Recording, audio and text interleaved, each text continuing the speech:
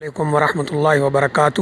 الحمدللہ رب العالمین والعاقبۃ للمتقین والصلاۃ والسلام علی اشرف الانبیاء والمرسلین نبینا محمد وعلی آلہ واصحابہ اجمعین، اما بعد۔ قابل احترام سامعین و ناظرین، یہ مسجد جو آپ کو نظر آ رہی ہے، یہ مسجد بنی حارثہ ہے۔ اس مسجد کی تاریخی اور شرعی حیثیت یہ ہے کہ رسول اللہ صلی اللہ علیہ وسلم جب جنگ احد سے واپس آئے تو آپ نے اس مسجد کی جگہ پر، جہاں آج یہ مسجد بنی ہے، تھوڑی دیر کے لیے آرام کیا تھا۔ تو اس لحاظ سے اس مسجد کا نام بھی بعض جگہ پہ مذکور ہے، مسجد راحہ، بعض لوگ مسجد رایا کہتے ہیں، اور اس کا اصل نام مسجد بنی حارثہ ہے۔ رسول اللہ صلی اللہ علیہ وآلہ وسلم نے اس مسجد میں، یعنی اس جگہ پر جہاں آج یہ مسجد ہے، احد سے واپسی پر تھوڑی دیر کے لیے آرام کیا تھا۔ یہ مسجد شارع عیون کے اوپر واقع ہے۔ اگر آپ حرم شریف سے ملک فہد روڈ پر نکلیں جو سیدھا احد کی طرف جا رہا ہے، تو آپ کے لیفٹ سائیڈ پہ یہ روڈ ہوگا، یعنی ملک فہد سے لیفٹ سائیڈ والا جو روڈ ہے اس کے اوپر یہ مسجد موجود ہے۔ اور اس کا تھوڑا سا تعارف سامنے یہ تختی پر نظر بھی آ رہا ہے، وہ بھی آپ کو انشاءاللہ ہم دکھاتے ہیں۔ یہ جو آپ کو عربی میں عبارت نظر آ رہی ہے، اس میں یہ بات واضح ہے کہ یہ بنی حارثہ کی مسجد ہے۔ اس میں نبی اکرم صلی اللہ علیہ وآلہ وسلم تھکاوٹ کی وجہ سے تھوڑی دیر کے لیے استراحہ یعنی آرام کیا تھا، کیونکہ اس وقت یہ احد مدینہ سے باہر تھا، تو آپ نے واپسی پر یہاں آرام کیا۔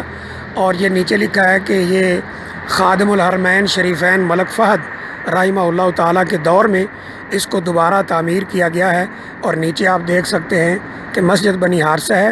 اس کا نام اس وقت جو وزارت شؤون اسلامیہ کے ہاں معروف ہے وہ مسجد المستراح ہے، یعنی جہاں رسول اللہ صلی اللہ علیہ وآلہ وسلم نے آرام کیا تھا، تو اس کا نام مسجد مستراح ہے۔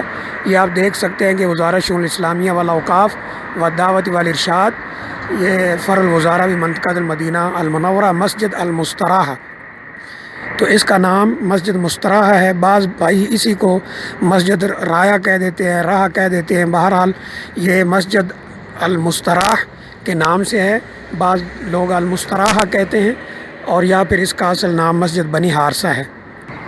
یہ مختلف تاریخی اور شرعی لحاظ سے جن مساجد میں کچھ ایسے آثار ملتے ہیں، جیسا کہ یہاں رسول اللہ صلی اللہ علیہ وسلم نے تھوڑی دیر کے لیے آرام فرمایا ہے، تو ایسی مساجد کو خاص طور پر ملک فہد رحمہ اللہ تعالیٰ کے دور میں اللہ تعالیٰ ان پر کروڑوں رحمتیں نازل فرمائے اور ان کی قبر کو جنت کا باغیچہ بنائے۔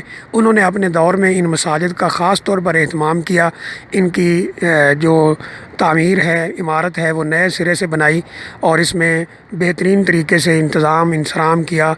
ائمہ خطباء، اسی طرح مسجد کے خادمین، ان کا اہتمام فرمایا۔ اللہ تعالیٰ ان کو اس کا بہتر بدلہ عطا فرمائے، اور ہمیں بھی اللہ تعالیٰ اللہ کے گھروں کو آباد کرنے کی توفیق عطا فرمائے۔ وآخر دعوانا الحمدللہ رب العالمین۔